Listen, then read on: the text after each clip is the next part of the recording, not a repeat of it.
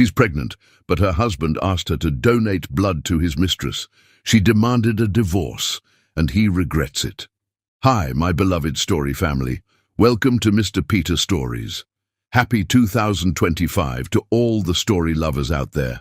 May this year bring you captivating tales, inspiring characters, and unforgettable adventures. Keep reading and dreaming. Today, I want to share something from my heart. Lately, I've been feeling a little unsure, wondering if my stories still touch you the way they used to. When my last video had fewer comments, it made me question if I'm doing enough to inspire and connect with you. Every story I share comes from a place of love and passion, and your feedback means the world to me. If my stories have brought you joy, please write yes in the comments. And if there's anything I can improve, I'd love to hear your thoughts. You are my family, and your support keeps me going. Thank you for being here. It means everything. Now let's begin today's story. The morning light filtered through the frosted bathroom window of the Roberts Beacon Hill mansion, casting a golden glow on Annika Rose Roberts as she stood motionless before the marble vanity. In her trembling hands, she held a white plastic stick that would forever change her life. A positive pregnancy test. The two pink lines seemed to pulse with possibility, with promise, with the future she and Alessandro had dreamed of since their wedding 3 years ago. Tears of joy streamed down her dark cheeks, leaving glistening trails that caught the light. Dr. Annika Rose Roberts, Chief of Trauma Surgery at Massachusetts General Hospital, was known for her steady hands and unshakable composure in the operating room. But now, those same hands that had saved countless lives trembled with the weight of the miracle growing within her. She placed the test carefully on the counter, bracing herself against the cool marble as memories flooded her mind. The night she first met Alessandro Roberts, CEO of Roberts Pharmaceuticals, hadn't been romantic at all. It had been chaotic, bloody, and life-altering in ways neither of them could have predicted. The car accident had left him barely clinging to life when they wheeled him into her trauma bay. His Ferrari had wrapped around a tree on Storrow Drive, the impact so severe that the first responders had needed the jaws of life to extract him. Annika remembered the determined focus that had taken over as she worked to save him, her hands moving with practiced precision as she called out orders to her team. Multiple internal injuries, possible pneumothorax, severe blood loss, she had rattled off, not knowing or caring who the handsome man on her operating table was. All that mattered was saving his life. For 13 hours, she had fought death itself, refusing to give up, even when others suggested calling time of death. When Alessandro finally opened his eyes 3 days later, the first thing he saw was Annika reviewing his charts at his bedside. She had just finished a 20-hour shift, but had stopped by to check on him one last time before heading home. His voice had been weak, barely a whisper, but his words would echo in her memory forever. "Are you an angel?" he had asked, his Italian accent thick with medication and fatigue. Annika had laughed, the sound bright and unexpected in the sterile hospital room. "No, Mr. Roberts, just your surgeon." "Even better," he had replied, managing a weak smile. "Angels are overrated." What followed was a romance that set Boston's social circles ablaze with gossip. The wealthy white pharmaceutical CEO pursuing a relationship with the black doctor who saved his life seemed like something out of a movie. The tabloids had been merciless, suggesting everything from gold digging to publicity stunts. But Alessandro had never cared about the whispers, the raised eyebrows, or the not-so-subtle suggestions from his board members that the relationship might impact stock prices. He had pursued her with a single-minded determination that both flattered and amused her. "They're just jealous," he would say, pulling her close as they walked past the disapproving stares at charity galas. "They see what I see. The most brilliant, beautiful woman in Boston." Their courtship had been a whirlwind of impromptu trips to Italy, midnight surgery observations. Alessandro had insisted on watching her work, fascinated by her skill, and long conversations about their dreams for the future. He spoke of revolutionizing pharmaceutical research, of making life-saving drugs more accessible. She shared her hopes of expanding trauma care in underserved communities. The proposal came 6 months after his discharge from the hospital. Alessandro had arranged for the hospital board to name the new trauma center after her, supposedly in recognition of her groundbreaking work. When she arrived for the dedication ceremony, she found the building's lobby transformed into a garden of her favorite flowers, purple orchids and white roses. "You saved my life," Alessandro had said, dropping to one knee before Boston's medical elite. "Now I'm asking you to share it with me." The wedding was a grand affair, blending Italian luxury with African traditions. Annika's parents, both prominent civil rights attorneys from Atlanta, had initially been wary of the whirlwind romance. But Alessandro's genuine love for their daughter and his respect for their family's heritage had won them over. Now, 3 years later, Annika stood in their bathroom holding the proof of their love growing inside her. She had suspected for a few weeks the subtle changes in her body, the sudden aversion to the coffee she usually craved, the fatigue that seemed bone-deep despite her usual stamina. As a doctor, she had recognized the signs, but had waited until she was certain before taking the test. Alessandro had been dropping hints about starting a family for months. He would point out children in the park, suggest names casually over dinner, leave baby boutique catalogues open on her desk. His desire for a child had become almost palpable, making this moment even more precious. The irony wasn't lost on her that today was also the day of his big meeting with the new pharmaceutical representative from Cook Industries. He had been preoccupied with this meeting for weeks, talking about potential partnerships and market expansions. Annika smiled, knowing her news would overshadow any business deal. She had already planned how she would tell him. A private dinner at L'Espalier, where they had their first date. She would wear the red dress he loved, the one he said made her look like a queen. The pregnancy test and a pair of tiny baby shoes would be wrapped in a gift box, waiting for the perfect moment. Annika's phone buzzed, breaking her reverie. A trauma was coming in, multiple casualties from a pile-up on the Mass Pike. With practiced efficiency, she tucked the test into her purse and transformed back into Dr. Roberts, pushing her personal joy aside to focus on saving lives. As she drove to the hospital, one hand unconsciously drifted to her still flat stomach. Soon, she would share this secret with Alessandro, and their perfect life would be even more complete.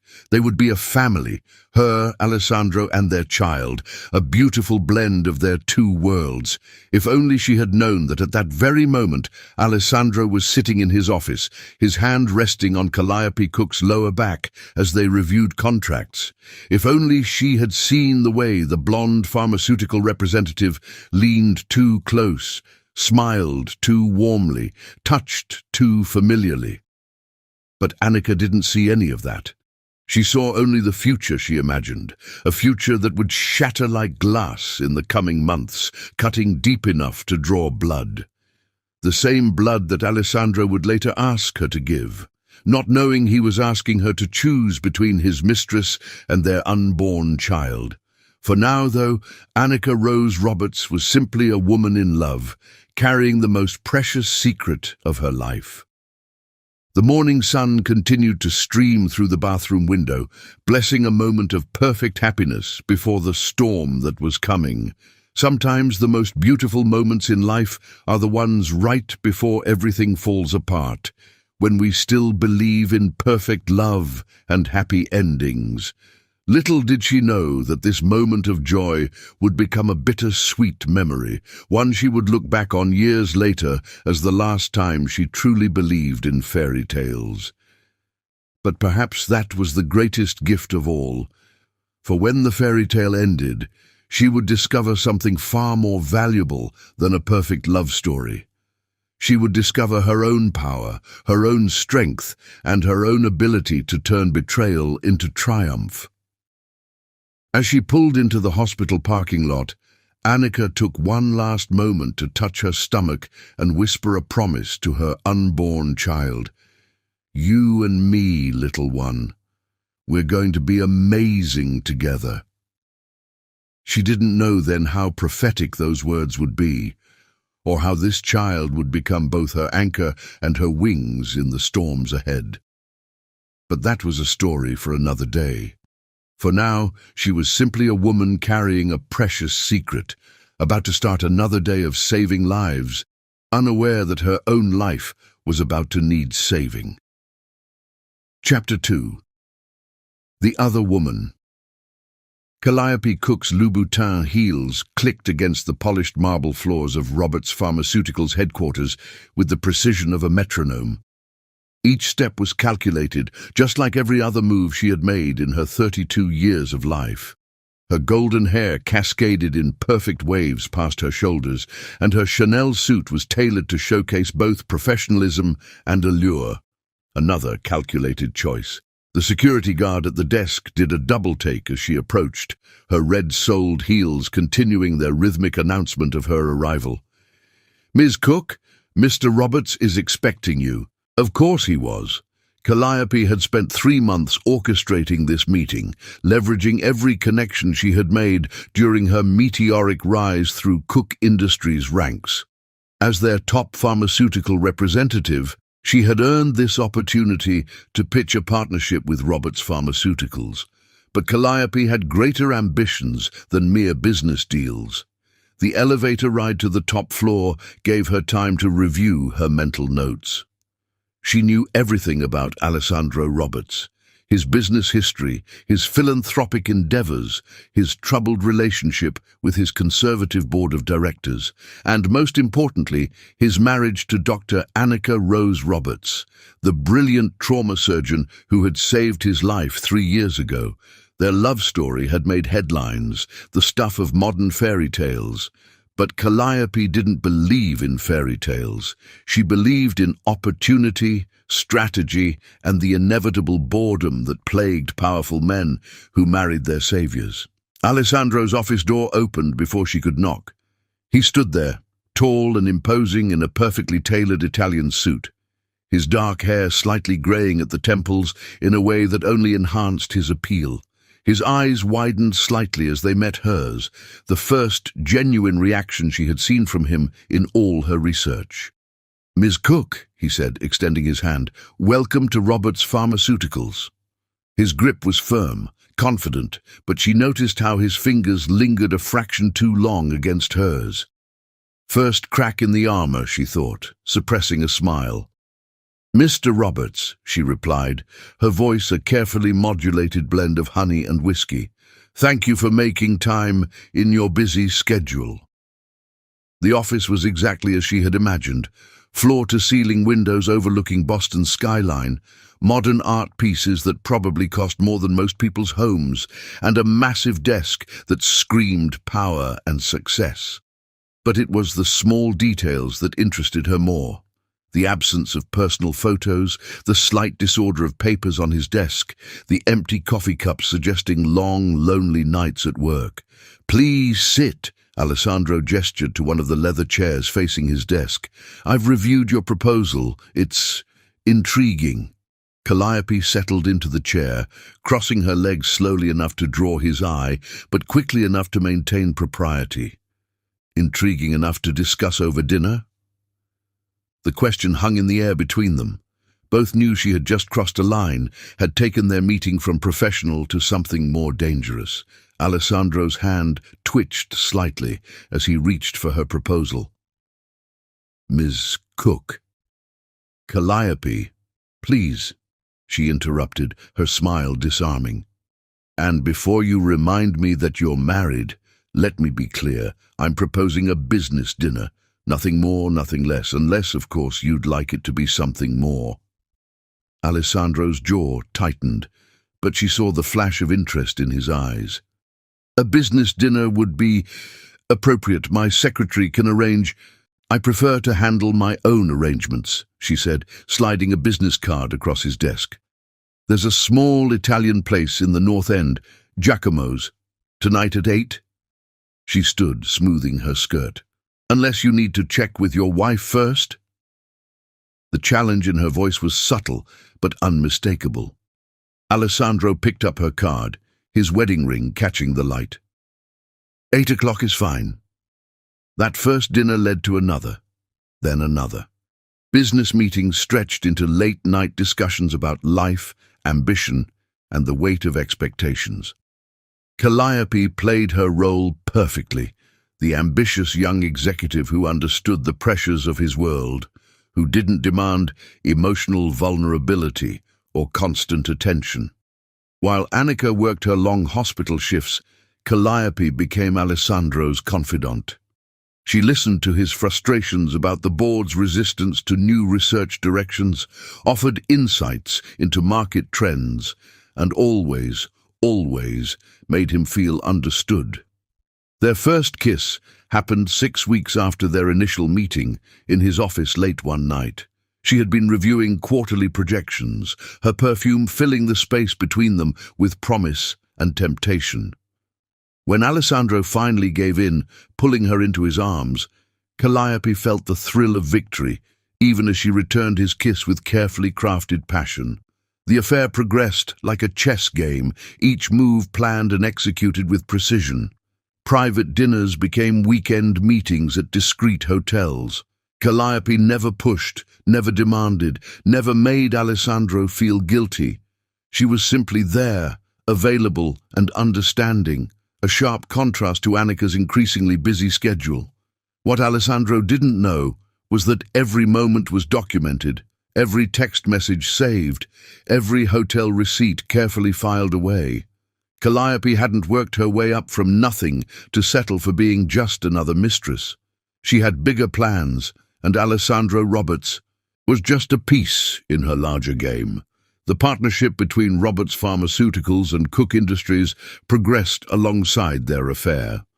Board members noted Alessandro's enthusiasm for the collaboration, attributing it to the obvious business benefits rather than the blonde representative who now attended all major meetings. Calliope watched with satisfaction as Alessandro became increasingly dependent on her presence. She memorized his habits, his preferences, the ways to soothe his ego when board meetings turned contentious. She became indispensable both in and out of the boardroom, but she hadn't counted on one thing: the genuine feelings that began to creep into her calculated plan. Despite her best efforts to maintain emotional distance, there were moments when Alessandro's vulnerability touched something real inside her. The way he would trace patterns on her bare shoulder after their encounters, speaking softly about his dreams and fears. The genuine pride in his voice when she offered innovative solutions to company challenges. These unexpected emotions made her angry, made her push harder against the boundaries of their arrangement. She began to resent Annika not just as an obstacle to her ambitions, but as the woman who still held Alessandro's heart. The fairy tale romance that had once seemed like a convenient weakness to exploit now felt like a personal affront. Late one night, as they lay in the shadows of an expensive hotel room, Calliope finally played her riskiest card. "I'm not feeling well," she whispered, letting vulnerability creep into her voice. "The doctors. They say I need a transfusion, something about rare antibodies in my blood." Alessandro's body tensed beside her. "A transfusion?" "They're having trouble finding a match," she continued, her voice trembling perfectly. "I'm scared, Alessandro." She felt his arms tighten around her, felt the conflict radiating through his body. She had done her research thoroughly. She knew Annika's blood type, knew it would match her own. It was the ultimate test of Alessandro's devotion, asking him to choose between his mistress's health and his wife's principles. What Calliope didn't know was that Annika was pregnant, that her request would force Alessandro to risk not only his marriage, but his unborn child. She didn't know that this calculated move would set in motion a chain of events that would ultimately destroy everything she had worked for. As Alessandro held her that night, promising to find a way to help, Calliope allowed herself a small smile of triumph. She had him exactly where she wanted him, or so she thought. But fate has a way of unraveling even the most carefully woven plans, and Calliope Cook was about to learn that some games have consequences beyond even her careful calculations. The city lights twinkled beyond the hotel window, casting shadows that danced across the walls like omens. In the darkness, two people lay entwined, one driven by calculated ambition masquerading as love, the other by a weakness he would soon come to regret with every fibre of his being. And somewhere across the city, in a hospital operating room, Annika Roberts continued saving lives, unaware that her own perfect world was about to shatter. The stage was set, the players were in position, and the real game was about to begin. Calliope had orchestrated everything perfectly, but she would soon learn that even the most perfect plans can't account for the wild card of true love, or the vengeful fury of a woman betrayed. Chapter 3. A Cruel Request. The evening light cast long shadows across the Roberts' kitchen as Annika stirred a pot of her grandmother's gumbo, the rich aroma filling the air with memories of home. She had been craving southern comfort food lately, one of the many changes her pregnancy had brought. At 12 weeks, her secret was getting harder to keep, but she had wanted to wait for the perfect moment to tell Alessandro. The sound of his key in the door made her heart skip. Tonight would be that moment.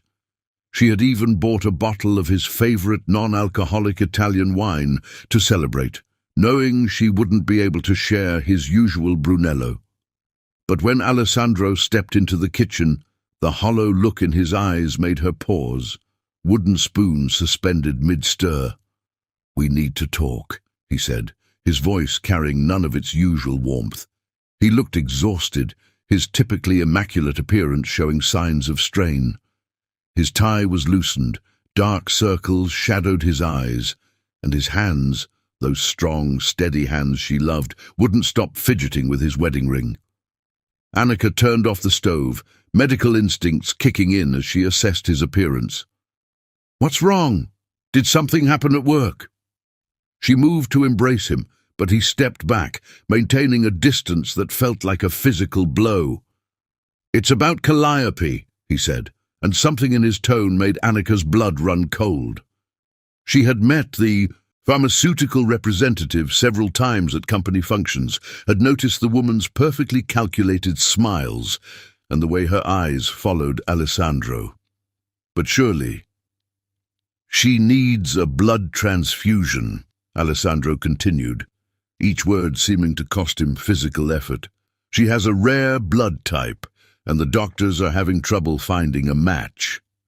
Annika's medical mind immediately engaged, professional instincts temporarily overriding personal concerns. "What's her blood type? I can check with the hospital's blood bank, maybe reach out to other facilities." "You're a match," Alessandro interrupted, and the kitchen suddenly felt airless. "Your blood type. It's compatible with hers." Time seemed to stop as the implications of his words sank in. The wooden spoon clattered to the floor, sending drops of gumbo spattering across the pristine tiles like drops of blood. "How do you know my blood type matches hers?" The silence that followed was deafening. Annika watched her husband's face, praying for an explanation that wouldn't destroy everything she believed about their marriage. But Alessandro's guilty expression told her everything she needed to know. "You accessed my medical records." It wasn't a question. As chief of surgery, Annika knew exactly how private medical information was protected, knew the ethical and legal boundaries Alessandro had crossed. "You violated HIPAA regulations, violated my privacy, all for her."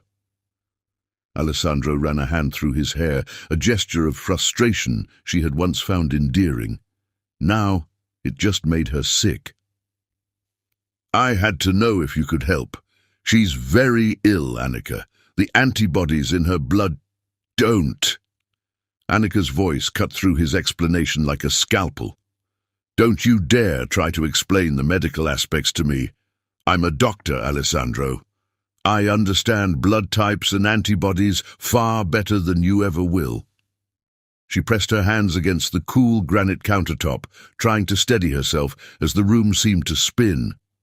What I don't understand is why you had access to my medical information in the first place. The answer hit her before he could respond. Roberts Pharmaceuticals had recently acquired a stake in several private hospitals, including the one where she had her regular checkups. As CEO, Alessandro would have had the authority to access patient records under the guise of administrative oversight. How long? She asked, her voice barely above a whisper. How long have you been seeing her? Alessandro's silence was answer enough. Annika's mind raced through the past few months, the late meetings, the business trips, the subtle changes in his behavior. All the signs she had ignored, too busy saving other people's lives to notice her own life crumbling. Please, Alessandro finally spoke, his voice breaking. Just hear me out. Calliope's condition is serious. The transfusion could save her life. You're a doctor. You took an oath to help people. Don't you dare invoke my oath, Annika snapped, fury rising like bile in her throat.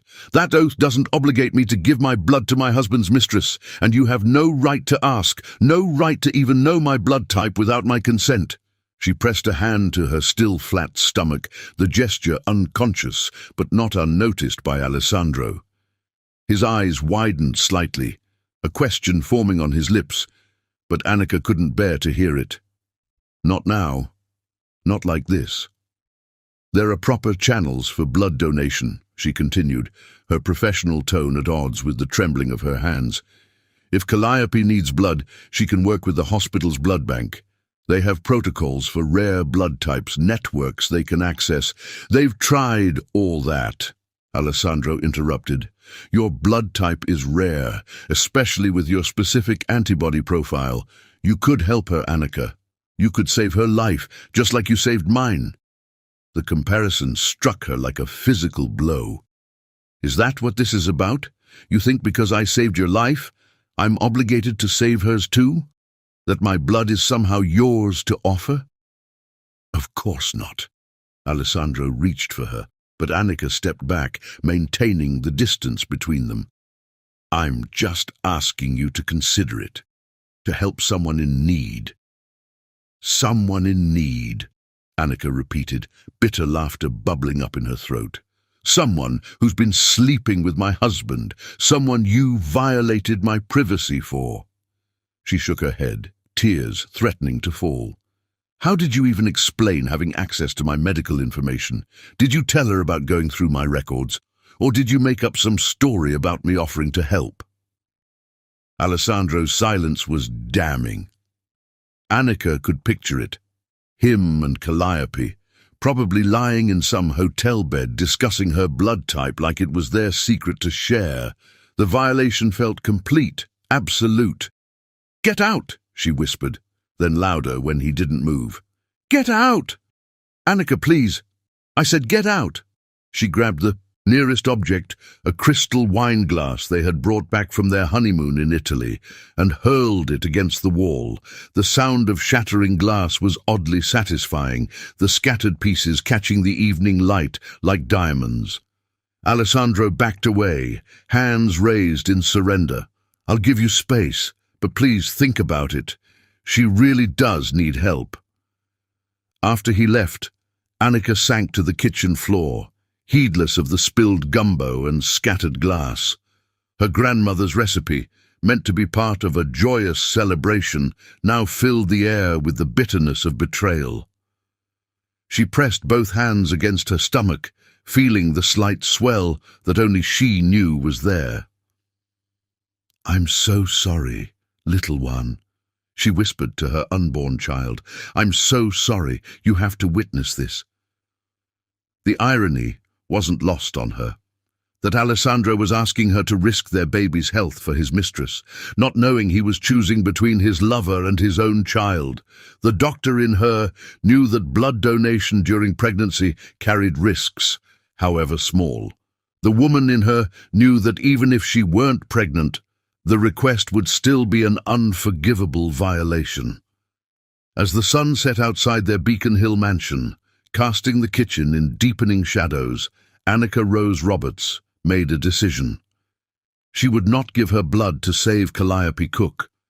She would not risk her baby's health for the woman who had helped destroy her marriage, and she would never ever forgive Alessandro for putting her in this position.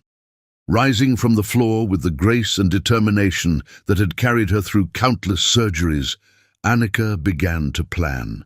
She had saved Alessandro's life once, had given him her heart, her trust, and her future. But she wouldn't give him anything more, not her blood, not her forgiveness, and certainly not the power to hurt her again. Tomorrow she would call her lawyer. Tomorrow she would begin the process of untangling her life from Alessandro's web of betrayal. Tomorrow she would start building a new future for herself and her child. But tonight she would allow herself to grieve for the fairy tale that had turned into a nightmare. The gumbo grew cold on the stove, forgotten like the dreams of a happy announcement and a joyous celebration. Outside, Boston's lights twinkled indifferently, while inside the massive house a woman's heart hardened into steel, forged in the fire of betrayal. Alessandro had asked for her blood, but he would get something else entirely. A lesson in consequences, in the power of a woman scorned, and in the fierce protection of a mother-to-be. He had forgotten that the same hands that could heal could also destroy, that the same woman who had saved his life could also bring his world crashing down. As Annika finally climbed the stairs to their bedroom, soon to be just her bedroom, she caught a glimpse of herself in the hallway mirror. Her eyes were dry now, her spine straight, her chin lifted in defiance. She looked like a warrior preparing for battle, and in many ways, she was. The blood he wanted would stay in her veins, nourishing the new life growing within her. And if Alessandro Roberts thought this request was cruel, he had no idea what was coming, because Annika Rose Roberts had not survived years of medical school, residency, and countless life-or-death situations to be broken by a man's betrayal. She was a healer by profession, but now she would learn to be something else, a survivor, a fighter, and eventually an avenger. The next chapters of her life would be written in her own hand, in ink as red as the blood he had dared to ask for, and as permanent as the scars his betrayal had left on her heart. Chapter 4. The Breaking Point. The morning sun hadn't yet risen over Boston when Annika made her decision. She had spent the night in her home office, surrounded by medical journals and pregnancy research, building her case like she would prepare for a complicated surgery. The facts were clear, the risks documented, the choice inevitable. Alessandro found her there, still in yesterday's clothes, her laptop screen glowing with statistics about blood donation during pregnancy. He carried 2 cups of coffee, a peace offering that made her want to scream. Did he not remember that she hadn't touched coffee in weeks? "You've been up all night," he said softly, setting 1 cup down beside her. The familiar scent that once brought comfort now turned her stomach. Or maybe that was just the morning sickness. "I'm pregnant," Annika whispered, watching his face pale in the blue light of her laptop screen. The words hung in the air between them, heavy with implications he hadn't yet grasped. "And you want me to risk my baby's health for your mistress?" Alessandro stumbled backward as if physically struck, coffee sloshing over the rim of his cup onto the expensive carpet. Under different circumstances, he would have cursed about the stain. Now he just stared at her, his mouth opening and closing without sound. How long have you known?" he finally managed, his Italian accent thickening with emotion. 12 weeks, Annika replied, her voice gaining strength. I was going to tell you over a romantic dinner. I had it all planned, the announcement, the celebration, the joy of sharing our miracle. She laughed bitterly. Instead, I get to tell you like this while discussing blood donations for your lover. Alessandro set his coffee cup down with shaking hands. The baby, is it okay? Are you both healthy? Don't. Annika held up a hand, stopping his concerned father act. Don't pretend to care about our child's health while asking me to risk it for Calliope. I didn't know, he protested, running his hands through his disheveled hair. If I had known about the pregnancy. You would what? Annika cut him off, rising from her chair with the fluid grace she maintained even in fury. You would have waited to ask, found someone else to violate HIPAA regulations for, or maybe you would have ended things with her? The slight flinch at her last question told her everything. You're not going to end it, are you? She asked, though she already knew the answer. Even now, knowing about our baby, you're still choosing her. It's not that simple, Alessandro pleaded. Calliope needs the baby. Annika's voice rose, filling the office with her pain and rage. You mean your child, your flesh and blood, the heir to Robert's pharmaceuticals that you've been wanting for 3 years, and you'd risk its life for her? She pulled up a medical journal article on her laptop, turning the screen toward him. Blood donation during pregnancy can lead to complications. The reduced blood volume can affect fetal development, increase the risk of preterm labor, compromise placental function. Her doctor's voice took over, clinical and precise. These risks are small but real. Are you willing to gamble with your child's health? Alessandro paced the office, his expensive shoes wearing a path in the carpet. The doctors say it would be a small donation, carefully monitored. The baby would be fine. The doctors? Annika's eyebrows shot up. You've already discussed this with doctors? Without consulting me? Without telling them I'm pregnant? She shook her head in disbelief. How many more medical ethics violations are you planning to commit for her? I was trying to help. Alessandro's voice rose to match hers. Calliope's condition. Say her name again, Annika dared him, her voice dropping to a dangerous whisper. Say your mistress's name one more time, in the same breath as our unborn child. I dare you. The silence that followed was deafening. Outside, Boston was beginning to wake up, the first rays of sunlight painting the sky in shades of pink and gold. Inside, a marriage was dying in the harsh light of truth. How long? Annika asked again, needing to know even though the answer would destroy her. How long have you been sleeping with her? Alessandro's shoulders slumped. 3 months. The timeline hit Annika like a physical blow. 3 months, almost exactly when she had conceived their child. While new life was taking root in her womb, her husband had been planting the seeds of their marriage's destruction. Did you love me at all? The question escaped before she could stop it, vulnerability bleeding through her anger. Or was I just the black doctor who saved your life, made you look progressive to your board members? Of course I loved you. Alessandro moved toward her but stopped when she backed away. I still love you. This thing with Calliope, it just happened. I never meant... It just happened. Annika's laugh was sharp enough to cut. Nothing just happens to Alessandro Roberts. You plan everything, calculate every move. Just like you calculated going through my medical records, like you calculated asking for my blood without telling me about the affair. She moved to the window, watching the city come alive below. From this height, everything looked small, manageable, but up close her world was shattering into pieces too sharp to hold. I wanted to tell you about the pregnancy over dinner at L'Espalier, she said softly.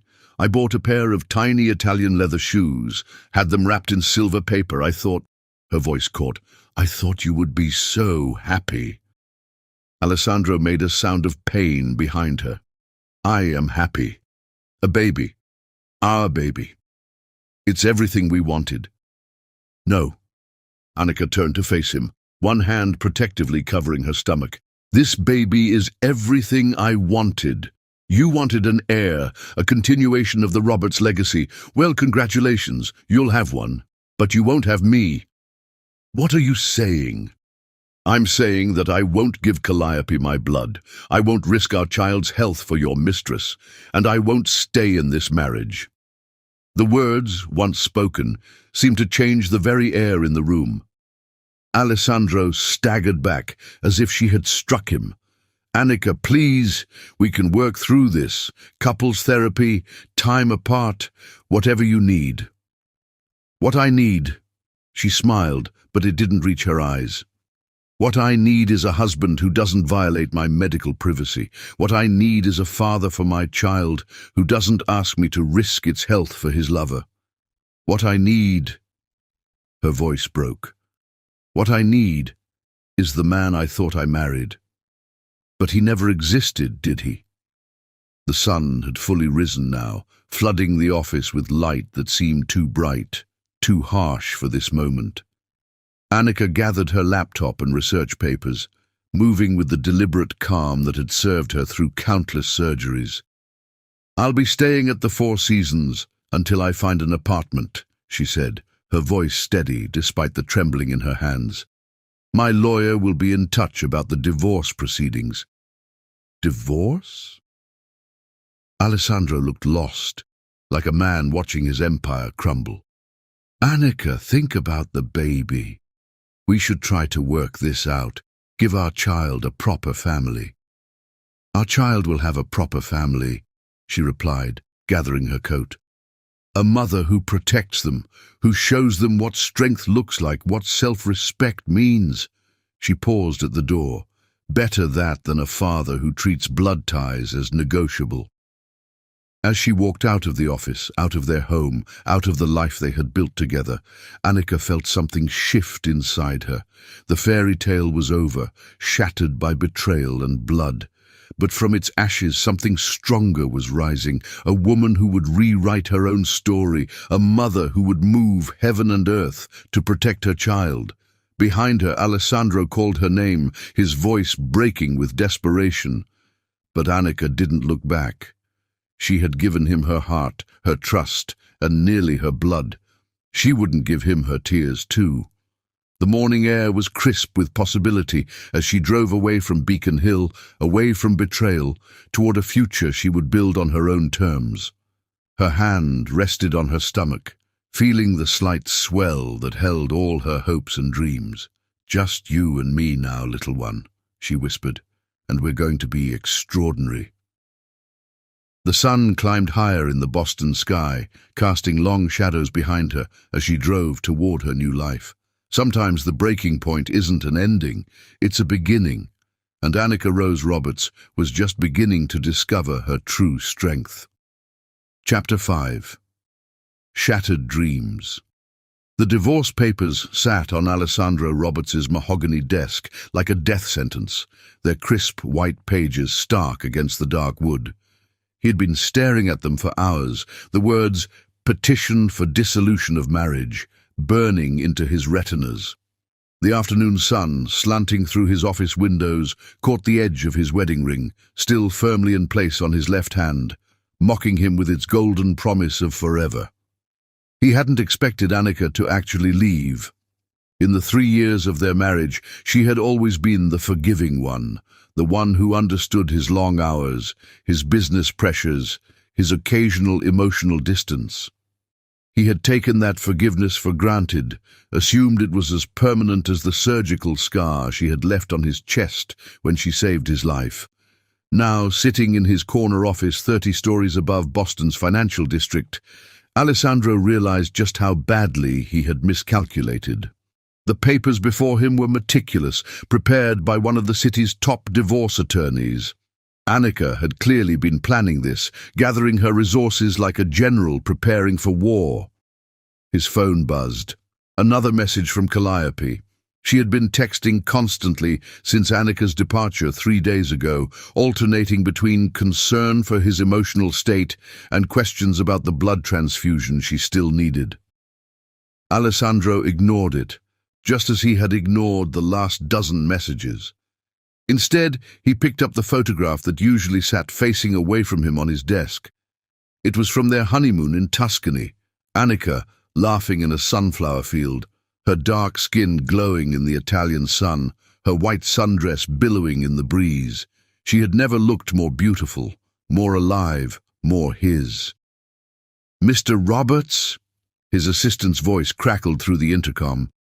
"The board members are waiting in the conference room for the emergency meeting." Of course they were. News of his impending divorce had spread through Boston's business circles like wildfire. Roberts' Pharmaceuticals stock had already dropped 3 points since the rumors began.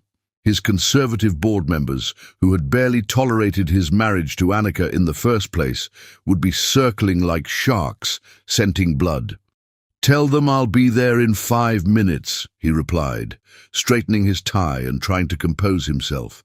As he gathered his papers, his eyes fell on the small velvet box hidden behind his laptop. Inside was a pair of tiny Italian leather baby shoes.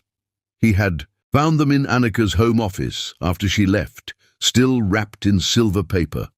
The gift she had never gotten to give him, the announcement that should have been a moment of joy, not a weapon in their final battle. The walk to the conference room felt like a funeral march. Employees averted their eyes as he passed, their whispered conversations falling silent. Everyone knew. In a company this size, secrets had a way of spreading, especially when they involved the CEO's personal life. Alessandro, Edward Montgomery, the head of the board, greeted him with barely concealed disdain. "We need to discuss the situation." The situation. As if his imploding marriage could be reduced to a corporate euphemism. Alessandro took his seat at the head of the table, noting the empty chair where Calliope usually sat during these meetings. She had wisely chosen to work from home today. "The board has concerns," Montgomery continued, his voice dripping with false sympathy. "The publicity surrounding your domestic issues could have serious implications for our upcoming FDA approvals, not to mention the potential legal exposure from the alleged HIPAA violations." Alessandro's jaw clenched. Alleged violations, as if they didn't all know exactly what he had done, accessing Annika's medical records through their newly acquired hospital network. He had abused his position, violated her privacy, all for a woman who now wouldn't even show her face in the office. Furthermore, another board member chimed in, "Dr. Roberts's position as Chief of Surgery at Mass General has been beneficial to our research partnerships. Her departure could complicate several ongoing clinical trials." They had always seen Annika as an asset, a convenient connection to the medical establishment. None of them had ever acknowledged her brilliant mind, her skilled hands, her compassionate heart. To them, she had been a useful tool, just as he had ultimately treated her. "I'll handle it," Alessandro said, his voice carrying more confidence than he felt. "The divorce will be quiet, professional. Annika won't—" "Annika?" Montgomery's eyebrows rose. "Oh, you haven't heard. Dr. Roberts has already resigned her position at Mass General. She's accepted a position as Chief of Surgery at Johns Hopkins. The announcement went out this morning." The news hit Alessandro like a physical blow. Johns Hopkins, Baltimore. She wasn't just leaving him, she was leaving Boston entirely, taking their unborn child to another city, another life far from his reach. "She can't," he whispered, then realized he had spoken aloud when the board members exchanged uncomfortable glances. "She can, and she has," Montgomery stated flatly. "Which brings us to our next concern, the prenuptial agreement." "Leave it," Alessandro cut him off, rising from his chair. "All of you, just leave it." He strode out of the conference room, ignoring their protests, their concerns about stock prices and public relations. None of it mattered, not when Annika was slipping through his fingers like water, taking their future, their child, everything he hadn't known he needed until it was too late. Back in his office, Alessandro finally looked at Calliope's messages. Each one felt like another nail in the coffin of his marriage, another reminder of how he had destroyed everything for a woman he now realized he barely knew. His hand shook as he picked up his phone, scrolling to Annika's number. It went straight to voicemail, as it had every time he'd called since she left. Her voice, professional and detached, instructed him to contact her lawyer with any questions about the divorce proceedings.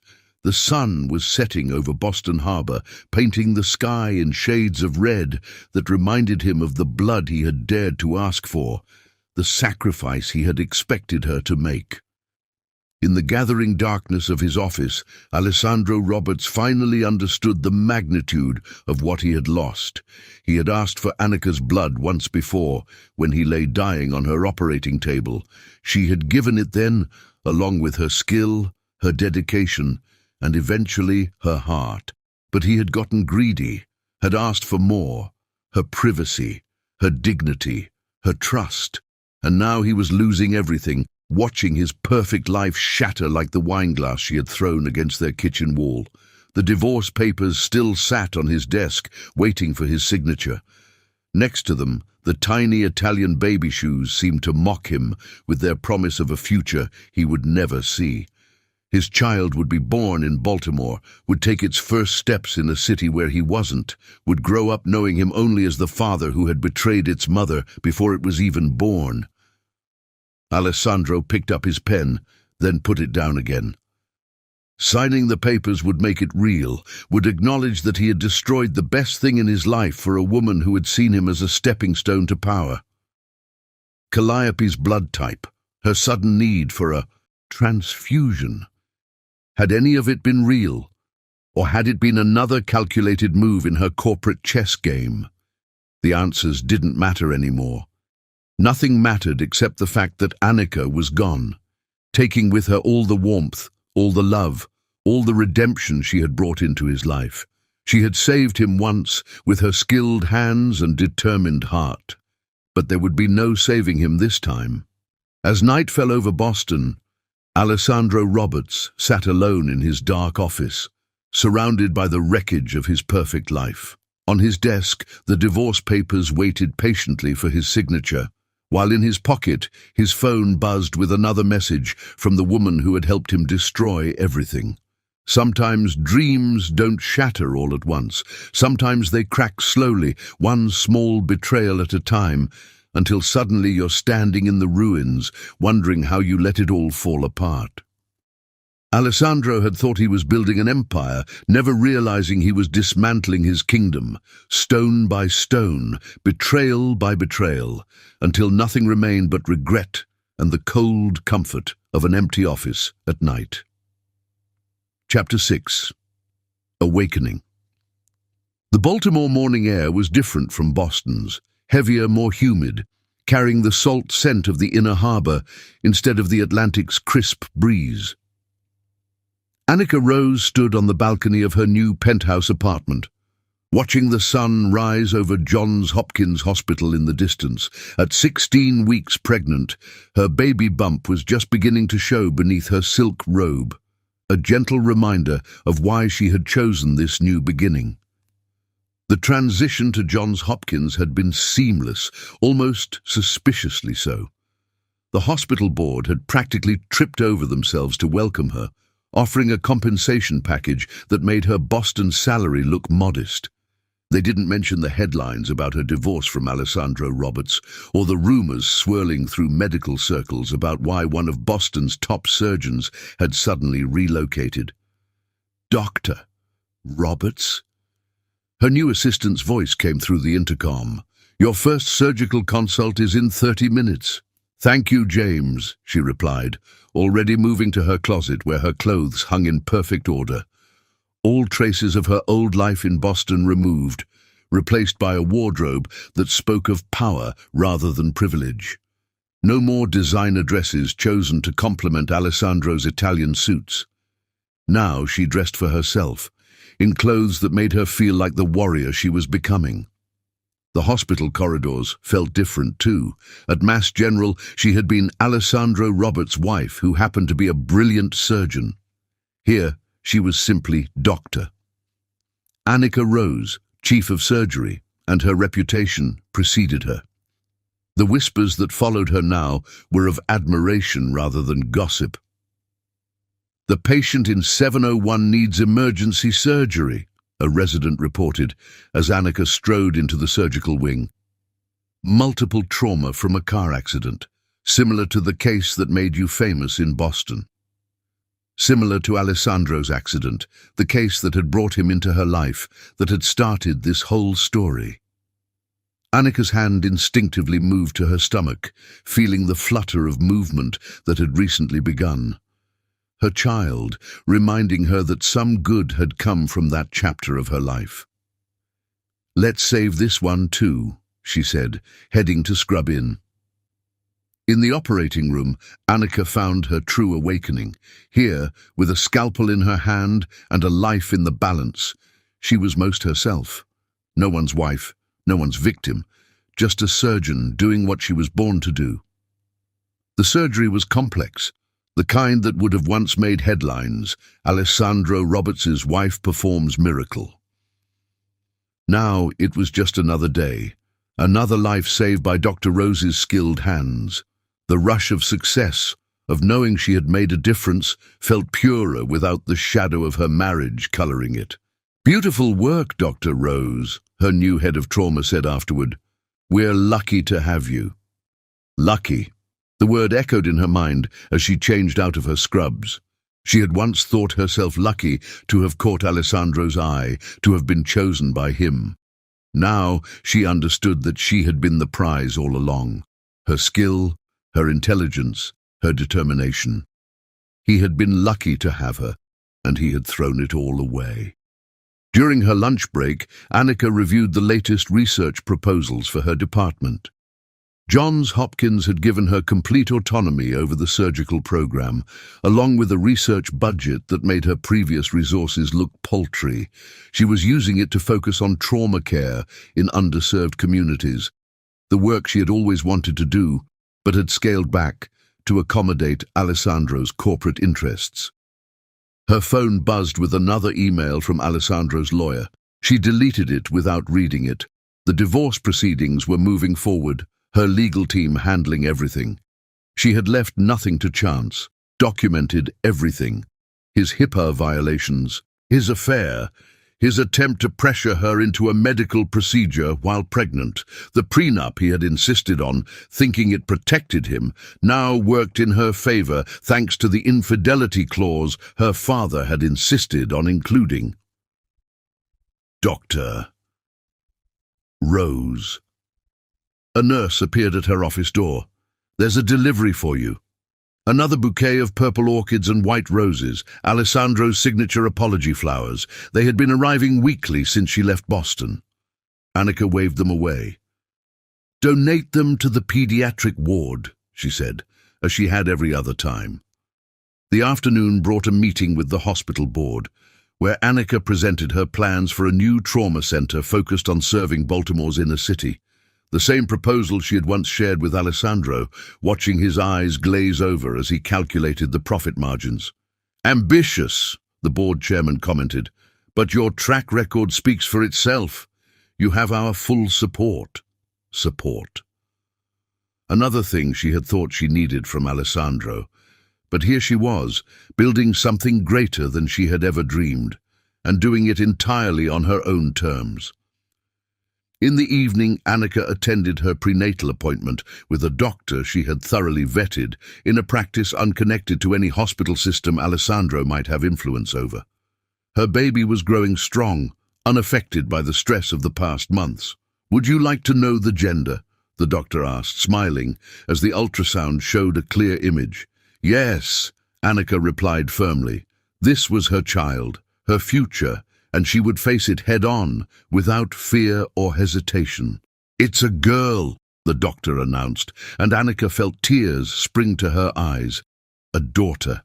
A little girl who would grow up knowing her mother's strength, who would never learn to make herself small for a man's ego.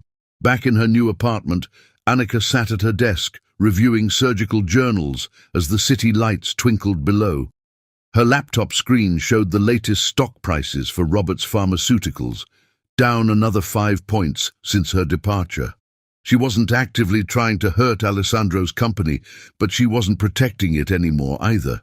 The truth had a way of emerging when no one was working to hide it. A gentle kick from her daughter made her smile. "You're going to be a fighter too, aren't you?" she whispered, rubbing her growing bump. "Good. The world needs more women who know their worth." The night stretched out before her, quiet but not lonely. She had filled her life with purpose instead of regret, with ambition instead of anger. The woman who had left Boston in tears had awakened to her own power, had remembered who she was before Alessandro Roberts had made her his wife. Her phone buzzed again, Calliope Cook's name appearing on the screen. The woman had been trying to reach her since the news of the divorce broke, probably worried about what Annika might reveal about the blood-type manipulation, the carefully orchestrated affair. Annika blocked the number without hesitation. Let Calliope worry. Let her wonder when the other shoe would drop. As she prepared for bed, Annika caught her reflection in the bathroom mirror. Gone was the woman who had once trembled with joy over a positive pregnancy test, thinking her life was perfect. In her place stood someone stronger, someone who had learned that the best fairy tales are the ones you write for yourself. The Baltimore night was warm, the city's lights creating a different constellation than the one she had known in Boston. But Annika Rose wasn't looking back anymore. She had thrown herself into her work, into her pregnancy, into building a legacy that had nothing to do with the Roberts name and everything to do with her own strength. Her awakening hadn't been gentle. It had come with pain, with betrayal, with the shattering of everything she had thought was true. But from those broken pieces, she had built something stronger, something entirely her own. And as she drifted off to sleep, her daughter, moving gently beneath her heart, Annika smiled. Sometimes the end of a fairy tale is just the beginning of a better story. Chapter 7. The birth. The contractions started during a complex thoracic surgery at Johns Hopkins. Annika Rose, now 8 months pregnant, had insisted on performing one last operation before starting her maternity leave. Her hands remained steady, even as her body signaled the beginning of labor, her focus unwavering as she completed the final sutures. "Doctor Rose," her assistant surgeon said cautiously, noticing the sheen of sweat on her forehead. "Are you—" "I'm fine," she cut him off, her voice carrying the authority that had made her legendary in 2 hospitals. "Close for me, doctor." Chen, textbook procedure. She made it to her office before doubling over with the next contraction, one hand braced against her desk while the other cradled her swollen belly. "Not yet, little one," she whispered. "We need to do this according to plan." The birth plan was meticulous, like everything else in Annika's new life. A private suite in Johns Hopkins maternity ward, staffed by doctors and nurses she had personally vetted. Security protocols that would make the Pentagon proud, designed to prevent any unwanted visitors, specifically one unwanted visitor. Her doctor, Sarah Martinez, was waiting when Annika arrived in the maternity ward, already changed into a hospital gown. 8 centimeters dilated, Dr. Martinez announced after examining her. "You've been in labor all day, haven't you?" Annika managed a small smile between contractions. "Had to finish my surgery first." "Only you would perform thoracic surgery while in active labor." Sarah shook her head, but her tone was admiring. Your little girl is definitely her mother's daughter, determined to do things her own way." The next few hours passed in a blur of pain and purpose. Annika had declined an epidural, wanting to be fully present for her daughter's arrival. Each contraction brought her closer to meeting the little person who had been her strength through the darkest months of her life. "You don't have to do this alone," Sarah said softly during a brief respite between contractions. "We could call—" "No!" Annika's voice was firm despite her exhaustion. "He lost the right to be here when he chose her over us." The her didn't need explanation. Everyone in Baltimore's medical community knew the story of Alessandro Roberts and Calliope Cook, though few knew the full truth about the blood transfusion request that had been the final straw. As if summoned by the thought, Annika's phone lit up with a text from an unknown number. "He's on his way. Private jet from Boston, landing in 30 minutes.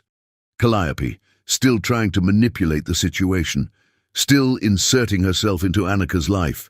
The next contraction hit harder, fueled by anger and determination. "Increase security," Annika managed between breaths. "No one gets in without direct authorization from me." The hospital's security team, already on high alert, moved into position. They had been briefed extensively. Alessandro Roberts was not to set foot in the maternity ward, regardless of his wealth or influence. The final stage of labor came as the sun was setting over Baltimore, painting the hospital room in shades of gold and pink.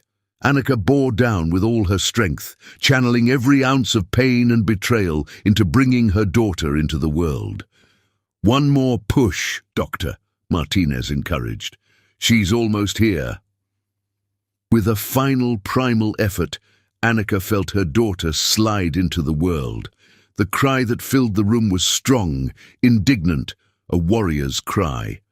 Through tears of exhaustion and joy, she watched as her daughter was placed on her chest, perfect and beautiful, and completely untouched by the darkness that had preceded her birth. "Hello, Maya Rose," she whispered, counting tiny fingers and toes, memorizing every detail of her daughter's face. The name she had chosen carried power. Maya for her grandmother, who had taught her about strength. Rose for the middle name she would reclaim as her own, separating herself from the Roberts legacy. The peace of that first golden hour was shattered by commotion in the hallway. Alessandro's voice carried through the door, angry and desperate. "That's my child. I have a right to be here." Maya, startled by the noise, began to cry.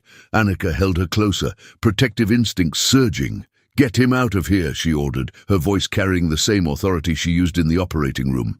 Through the door's window, she caught a glimpse of Alessandro being restrained by security. He looked disheveled, his usually immaculate appearance showing signs of strain. Their eyes met briefly, his pleading, hers unyielding. "Dr. Rose." The head of security appeared in the doorway. "Mr. Roberts is demanding to see the child. He's threatening legal action." "Let him," Annika replied, never taking her eyes off her daughter. "My lawyers are better than his." It was true. She had spent months preparing for this moment, working with the best family law attorneys in Maryland. Alessandro's name was not on the birth certificate, and his rights as a father were compromised by documented evidence of his attempts to endanger the pregnancy with his blood transfusion request. As security escorted Alessandro from the hospital, Annika heard Calliope's voice joining his protests. So she had come too, probably thinking her presence would somehow help. Instead, it only reinforced Annika's resolve. "Your father chose her over us once," she told Maya softly. "He doesn't get to change his mind now that you're here." The night deepened into quiet, broken only by the soft sounds of newborn breathing and the distant bustle of hospital activity. Nurses came and went, checking vitals, offering support, all of them fiercely protective of the chief of surgery and her newborn daughter. In the early hours of the morning, Annika received another text from Calliope. "He's destroyed without you both. The transfusion thing was my idea. Please don't punish him for my mistake." Annika deleted the message without responding. The time for explanations and excuses was long past. She had a daughter to protect now, a legacy to build that had nothing to do with the Roberts name or fortune. Maya Rose slept peacefully in her hospital bassinet, her perfect face relaxed in newborn dreams. She had her mother's warm brown skin and her father's straight nose, a blend of genetics that would make her striking as she grew. But more importantly, she would have her mother's strength, her determination, her unwavering sense of right and wrong. The sun rose over Baltimore, marking Maya's first morning in the world. In Boston, Roberts' pharmaceutical stock would open lower, the news of Alessandro's scene at the hospital already spreading through business circles. Calliope would be doing damage control, trying to salvage both the company's reputation and her position within it. But here in this quiet hospital room, none of that mattered. Annika Rose held her daughter, watching the dawn paint new colors across the sky. They had made it, through betrayal, through pain, through 9 months of growing stronger together. "Happy birthday, my love," she whispered to Maya. "Welcome to a world where women know their worth, where love doesn't require sacrifice, where strength comes from standing your ground." The security team remained posted outside her door, but they weren't really necessary anymore. Alessandro and Calliope had retreated to Boston, their dreams of forcing their way into Maya's life shattered against Annika's unshakable resolve. A nurse brought discharge papers for Annika to sign. The birth certificate listed only one parent, Annika Rose. No father's name, no hyphenated last name, no trace of the Roberts legacy. Maya would forge her own path, just as her mother had. As they prepared to leave the hospital, Annika caught her reflection in the window. She looked tired but triumphant, holding her daughter with the same steady hands that had saved countless lives. The woman in the glass wasn't a victim or a betrayed wife. She was a mother, a surgeon, a force of nature. The Baltimore morning was bright with promise as Annika carried Maya to the waiting car. Behind them, the hospital stood tall against the sky, a symbol of the new life they were building. Ahead lay a future full of possibilities, unmarred by the shadows of the past. Maya had been born into a storm, but she would grow up in the calm that follows, nurtured by a mother who had learned that sometimes the greatest love stories aren't about romance at all. They're about the fierce, unshakable bond between a mother and child, about the strength that comes from choosing yourself, about the power of writing your own happy ending. As the car pulled away from the hospital, Annika smiled down at her sleeping daughter. They had survived the birth, survived Alessandro's attempts to force his way back into their lives, survived the final desperate manipulations of the woman who had helped destroy a marriage. But more than survival, they had triumphed. Maya Rose would grow up knowing the truth about strength, about dignity, about standing firm in the face of betrayal. She would learn these lessons not from stories or lectures, but from watching her mother build an empire from the ashes of a broken fairy tale. The city stretched out before them, full of possibility. Somewhere in Boston, Alessandro Roberts was boarding his private jet for the flight home, defeat bitter on his tongue. Calliope Cook was probably already planning their next move, her calculating mind working overtime to salvage something from this failure, but they didn't matter anymore. What mattered was the tiny girl sleeping peacefully in Annika's arms, the future they would build together, the legacy they would create that had nothing to do with the Roberts name and everything to do with the strength of women who refused to be broken. Maya Rose, born on a Baltimore morning, daughter of a warrior queen who had learned that sometimes the happiest endings come not from being chosen, but from choosing yourself. Her birth wasn't just the beginning of a life. It was the culmination of a revolution, the start of a new dynasty built on strength, dignity, and the unshakable bond between mother and daughter. Chapter 8. The Power Shift. The Johns Hopkins Medical Conference buzzed with anticipation as Dr. Annika Rose took the stage. 2 years had passed since Maya's birth, and in that time, Annika had transformed from Alessandro Roberts' ex-wife into one of the most influential figures in American medicine.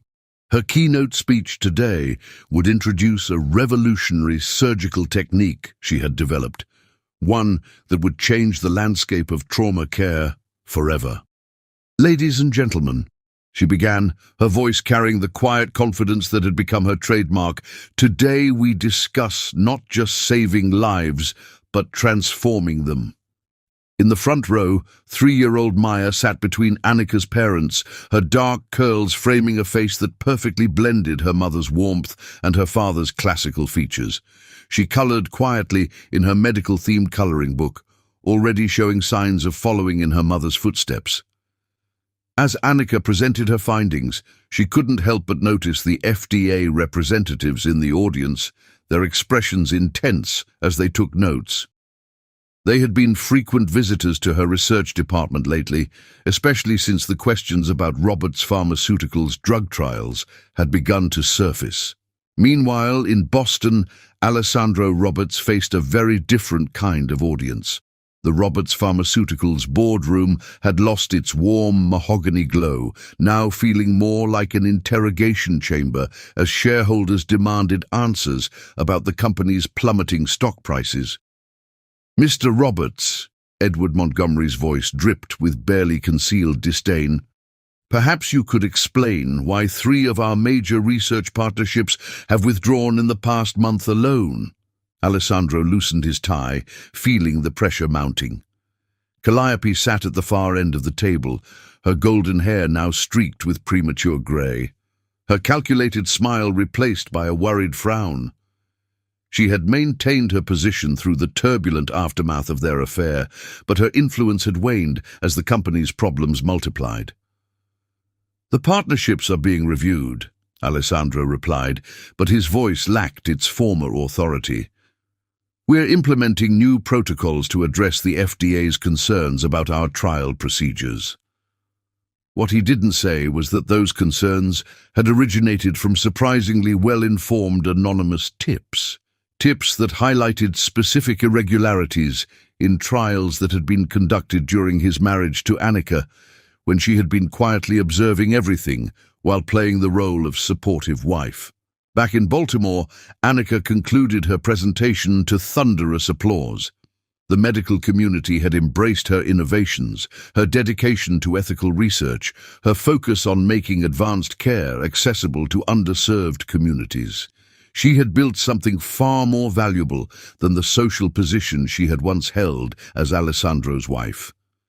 Dr. Rose, a young resident, approached her after the presentation. "Your work on trauma response protocols has revolutionized our emergency department. How do you balance it all, the research, the surgeries, being a single mother?" Annika smiled, watching Maya show her grandmother a particularly well-colored picture of the human heart. "I had to learn that balance comes from knowing your worth, not from compromising it." That evening, as Annika reviewed the day's surgical schedules in her office, her assistant brought in the latest financial reports about Roberts Pharmaceuticals. She had maintained discreet connections in Boston's business community, keeping tabs on her ex-husband's increasingly troubled company. The numbers told a story of decline, failed drug trials, withdrawn partnerships, whispered concerns about ethical violations. Each setback could be traced back to information that had somehow found its way to the right authorities at the right time. Information that only someone intimately familiar with the company's inner workings would have known. Her phone buzzed with a text from her lawyer. "FDA officially launching full investigation into RP's trial procedures. Board meeting emergency session tomorrow." Annika set the phone down, allowing herself a small smile. During her marriage, she had been more than just Alessandro's wife. She had been a brilliant doctor with a keen eye for detail and a perfect memory. Every questionable decision, every ethical shortcut, every manipulated trial result had been noted and filed away in her mind. She hadn't actively sought revenge, but she hadn't protected them either. When certain irregularities had become apparent to her, she had simply ensured that the right people asked the right questions. The fact that those questions now threatened to bring down the mighty Roberts Pharmaceuticals was simply justice running its course. Across her office wall hung her growing collection of accolades, surgical innovation awards, research grants, humanitarian recognitions, each one earned solely on her merit, without the Roberts name lending its weight. Below them sat a photograph of Maya on her 3rd birthday, blowing out candles on a cake decorated with tiny surgical instruments. The contrast between her rising star and Alessandro's falling empire wasn't lost on the medical community. Whispers circulated about how he had lost not just a wife, but a moral compass, how Annika's departure had coincided with the beginning of the company's troubles. Calliope, too, was facing her own reckoning. Her carefully orchestrated rise through the corporate ranks had stalled as Roberts Pharmaceuticals' influence waned. The blood transfusion that had never been truly necessary had cost her far more than she had anticipated. As night fell over Baltimore, Annika drove home to her daughter, their penthouse apartment warm with the sounds of Maya's laughter as she played with her babysitter. The wall of windows offered a view of the city she had made her own, the hospital where she had built her legacy rising proudly against the skyline. "Mommy!" Maya ran to her, clutching a drawing of what appeared to be a surgery in progress. "I made this for your office." Annika scooped her daughter up, breathing in the sweet scent of her hair. This was her true success. Not the awards, not the innovations, not even the subtle dismantling of her ex-husband's empire. Her daughter was growing up strong, confident, unaware of the shadows that had preceded her birth. The next morning brought news that Alessandro had been called to testify before an FDA panel. The business channels buzzed with speculation about Roberts Pharmaceuticals' future, about the likelihood of criminal charges, about the sudden exodus of board members jumping ship. Annika watched the coverage while performing her morning rounds, feeling no triumph, no vindication, only a quiet certainty that the truth always finds its way to the surface. She hadn't needed to destroy Alessandro. He had done that himself with every ethical line he had crossed, every trust he had betrayed. Her day was filled with surgeries, each one a reminder of why she had chosen this path. In the operating room there was no room for betrayal, no place for manipulation. There was only the pure purpose of saving lives, of making a difference in the world. During her lunch break, she received another text from Boston. Calliope Cook had resigned from Roberts Pharmaceuticals, accepting a position with a smaller company far from the spotlight she had once craved. The woman who had helped destroy a marriage had finally reaped the consequences of her actions. The power shift was complete, but it had happened not through confrontation or revenge, but through the simple revelation of truth. Annika had risen by staying true to her principles, by focusing on her work and her daughter, by building rather than destroying.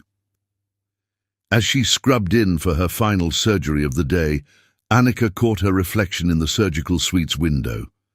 The woman who looked back at her bore little resemblance to the one who had once stood trembling in a Boston bathroom, holding a positive pregnancy test and dreaming of a perfect life.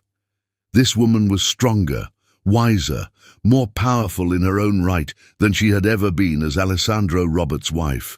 She had transformed betrayal into strength, pain into purpose, a broken fairy tale into a story of triumph. The surgery went perfectly, as most of her procedures did these days.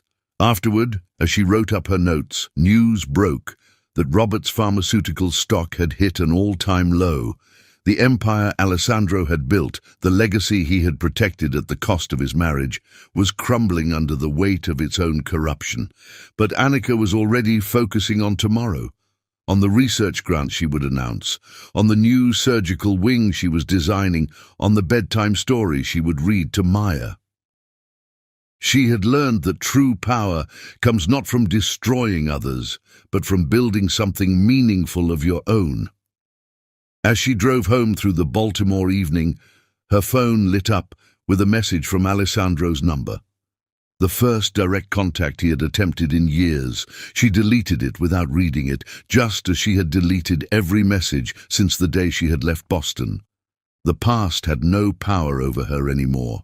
She had risen above it, built her own empire based on healing rather than harm, on truth rather than manipulation.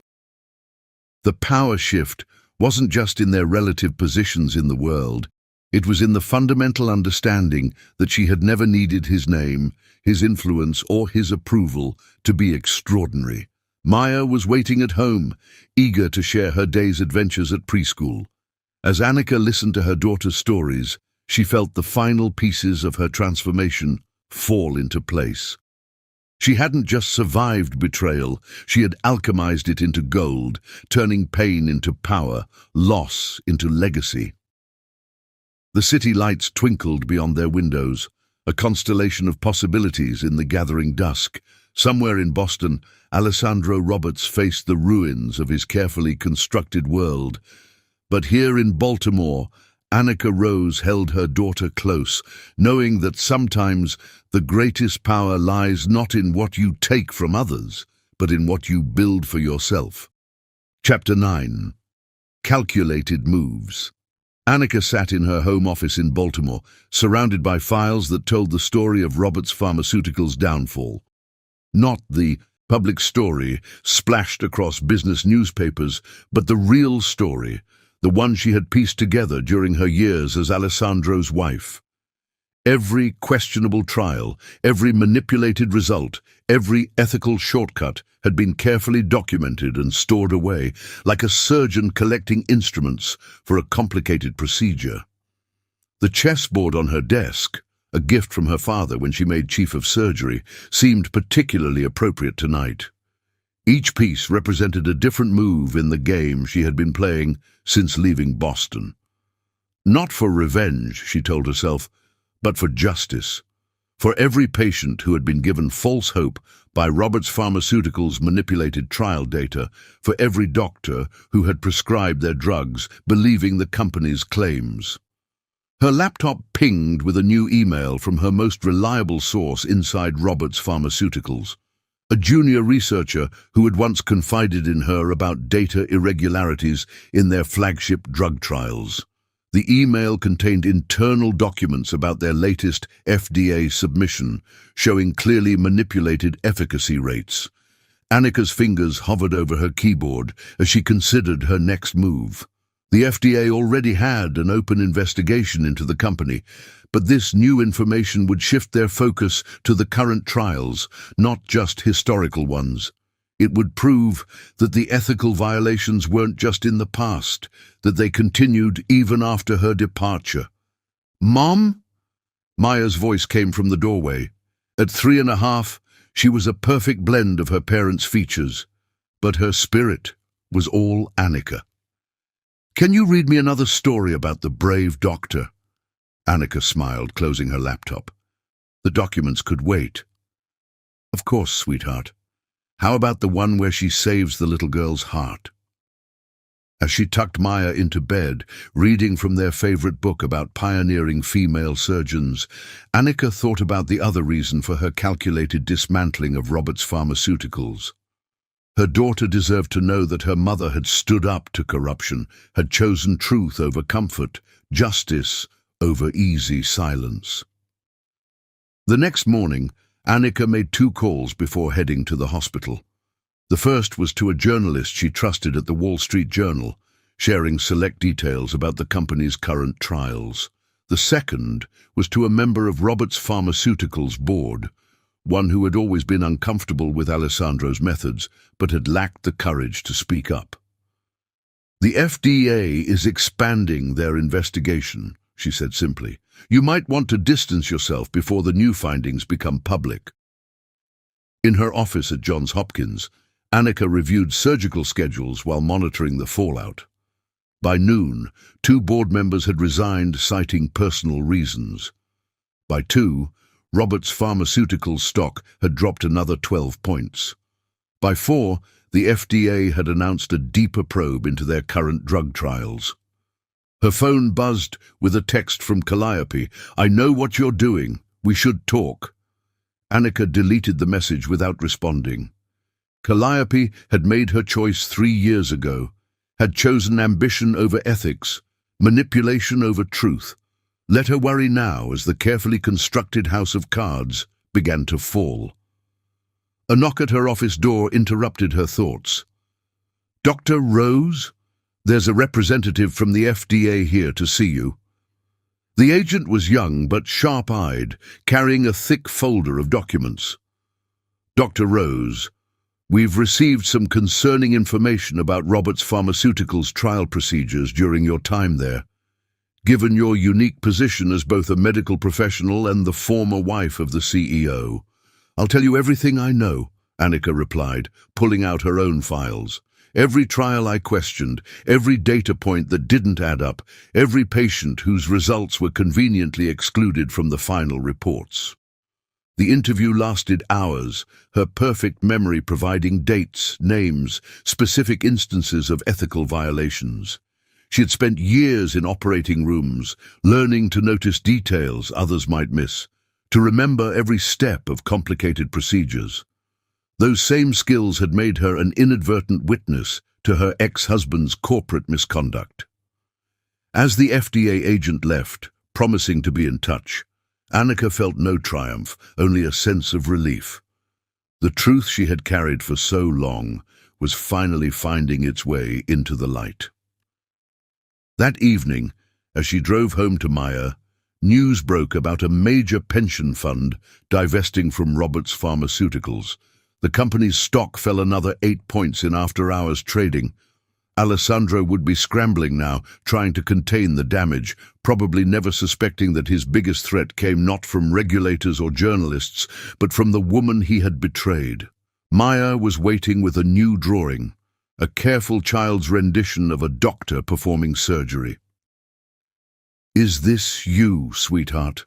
Annika asked, noting the dark-skinned figure, wearing surgical scrubs. "No, it's me when I grow up," Maya replied proudly. "I'm going to save people like you do, Mommy." Annika hugged her daughter close, breathing in her sweet scent. This was why she had chosen to act now, to bring the truth to light. Maya deserved to inherit a medical world built on integrity, not profit at any cost. Later that night, after Maya was asleep, Annika received another call from Boston. This time it was from Edward Montgomery, the board chairman who had never approved of her marriage to Alessandro. "You've won," he said without preamble. "The board is calling for Alessandro's resignation. We're preparing to cooperate fully with the FDA investigation."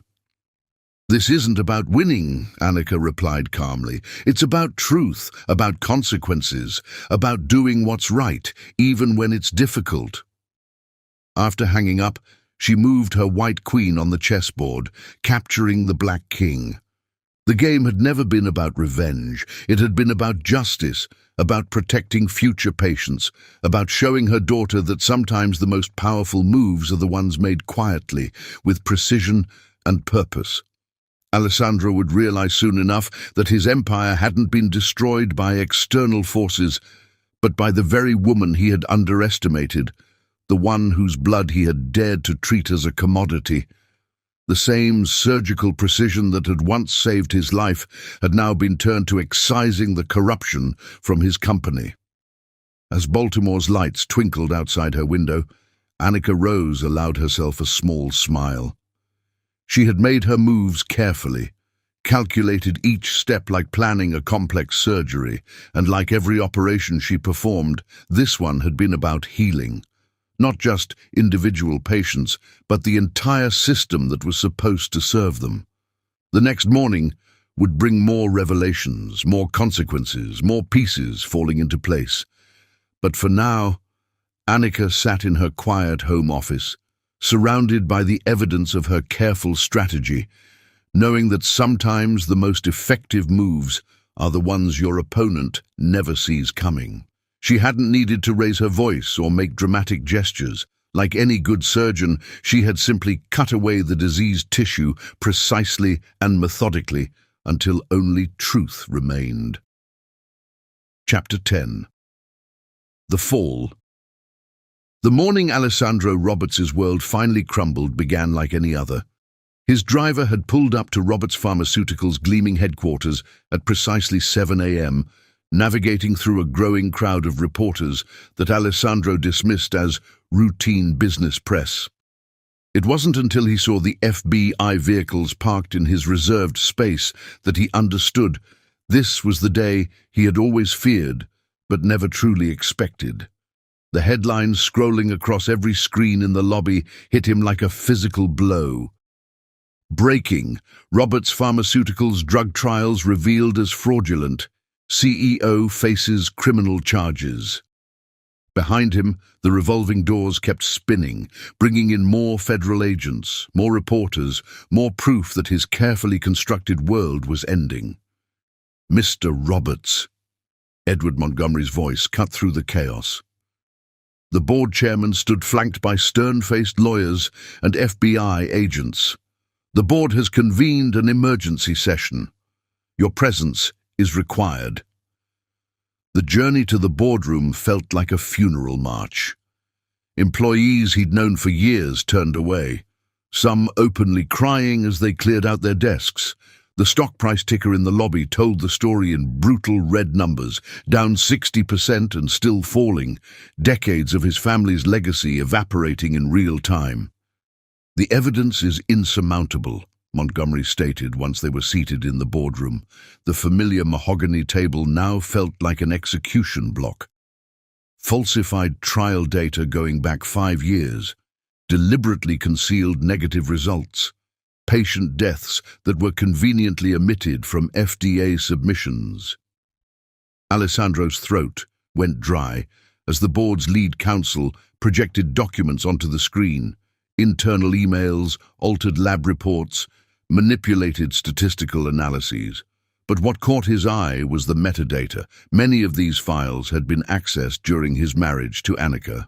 She had seen everything, documented everything, waited patiently for the perfect moment to let the truth emerge.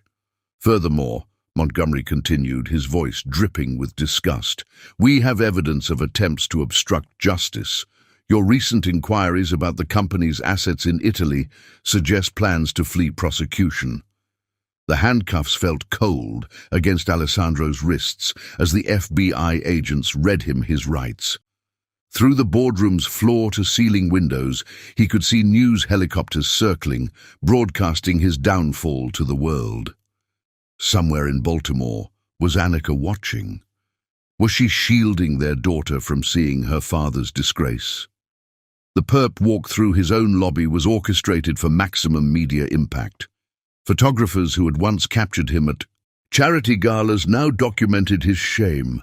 His Italian suit, usually immaculate, was wrinkled from the rough handling of his arrest. The designers would probably ask him to stop wearing their brand after this. Mr. Roberts, did you knowingly approve falsified drug trials? How many patients died because of your fraud? Were you planning to flee the country? Does your ex-wife's testimony factor into the investigation? The reporter's questions followed him to the waiting FBI vehicle. Only the last one made him flinch. Annika, of course she wouldn't need to testify. She had built the perfect trap simply by preserving the truth he had tried so hard to bury. The federal courthouse was packed for his arraignment. He recognized faces in the crowd, former board members who had turned state's evidence, researchers who had finally spoken up about being pressured to alter data, doctors whose patients had suffered from his company's fraudulent drugs. But it was the empty spaces that spoke loudest. Calliope's absence, his mother's empty seat, the gulf where Annika would have once stood by his side. The prosecutor laid out the charges with devastating precision. Multiple counts of fraud, conspiracy, violations of FDA regulations, endangering public health.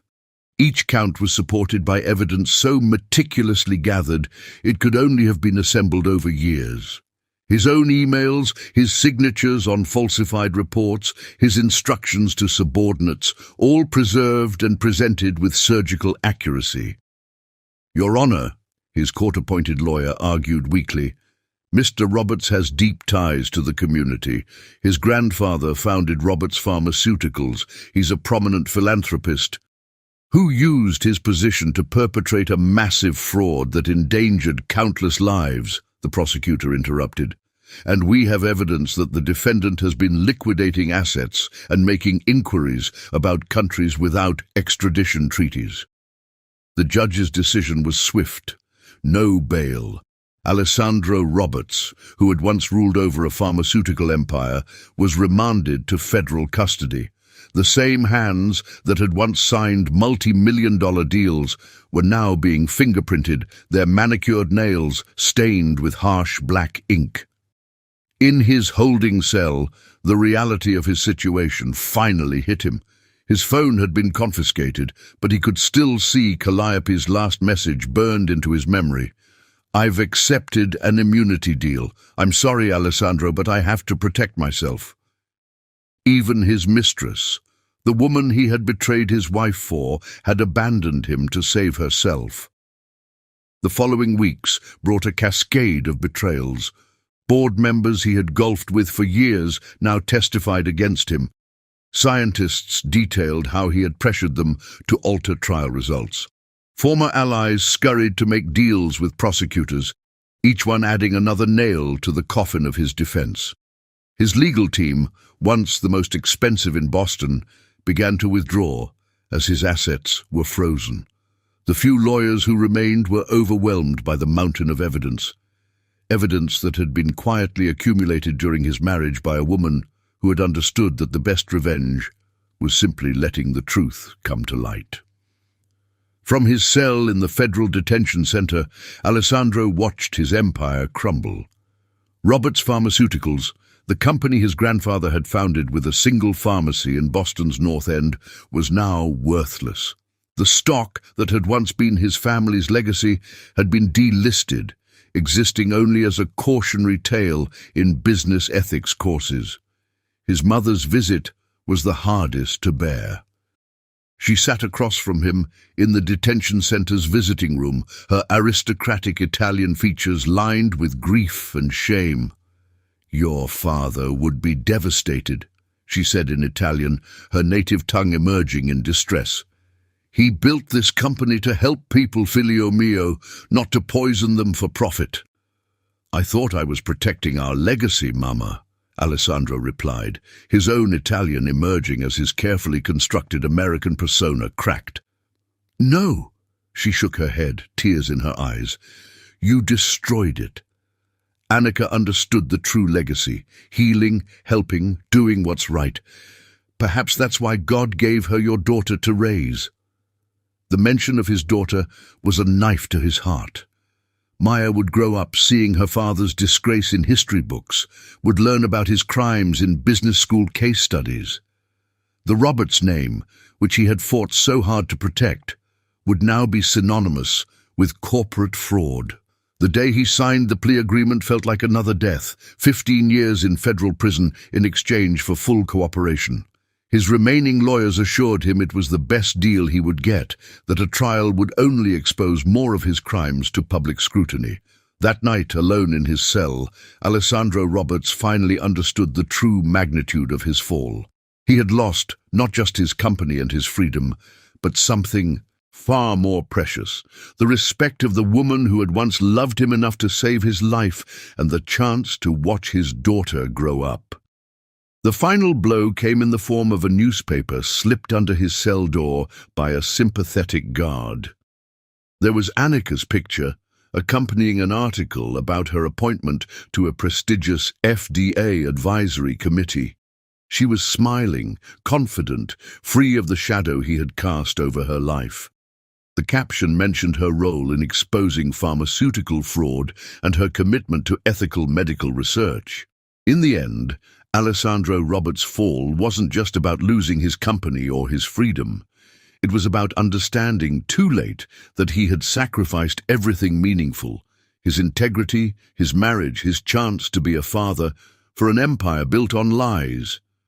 His ex-wife hadn't needed to testify against him or publicly condemn him. She had simply preserved the truth, waiting patiently until the right moment to let it come to light. As the lights dimmed in his cell, Alessandro thought about blood. The blood Annika had refused to give Calliope, the blood that flowed through his daughter's veins, the blue blood of his Italian heritage that he had dishonored. In trying to protect his legacy, he had destroyed it. In trying to maintain his power, he had lost everything that truly mattered.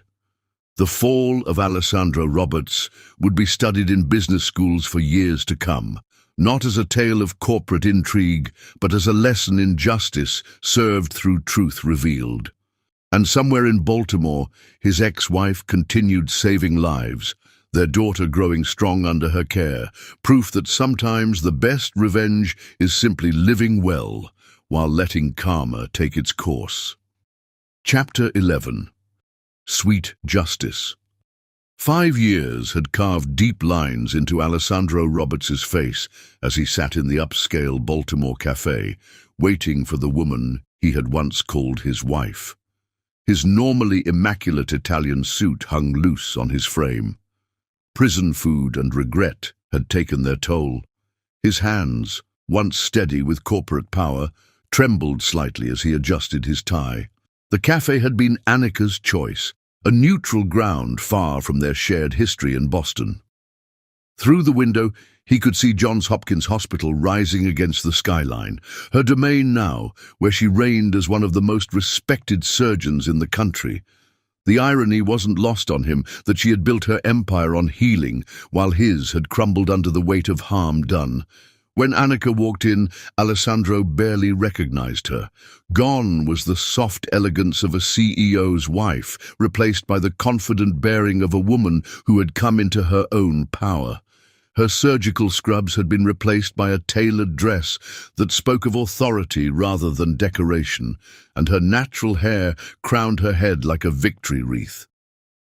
"Alessandro," she said simply, sliding into the seat across from him. No kiss on the cheek, no warm greeting, just his name spoken with clinical detachment. "Annika," he replied, his Italian accent thickening with emotion. "Thank you for agreeing to meet." A waiter appeared with water and menus. Annika ordered an espresso, with the same precise tone she probably used in the operating room. Alessandro noticed she wore no rings on her fingers. She had never replaced their wedding band with another. "You look," he began, but she cut him off with a raised hand. "Let's not do that," she said. "You asked for this meeting. 5 years is a long time to wait to say whatever it is you need to say." He had rehearsed this moment countless times in his prison cell, but now the carefully prepared words felt hollow. "I was a fool," he whispered, his voice rough with regret. "I threw away everything that mattered for nothing." Annika took a sip of her espresso, her expression unchanged. "Is that what you came to tell me? That you regret your choices?" "I want to meet her," Alessandro said, his hands clenching under the table. "Maya, she's my daughter too. I have a right..." "Rights?"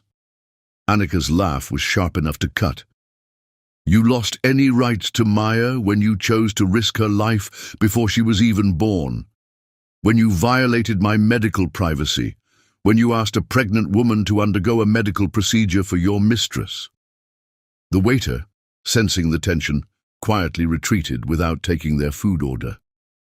Through the window, the morning sun caught the windows of Johns Hopkins, making them glitter like the tears Alessandro was trying to hold back. "I've changed," he insisted. "Prison. It gives you time to think, to understand your mistakes." Mistakes? Annika set down her cup with surgical precision.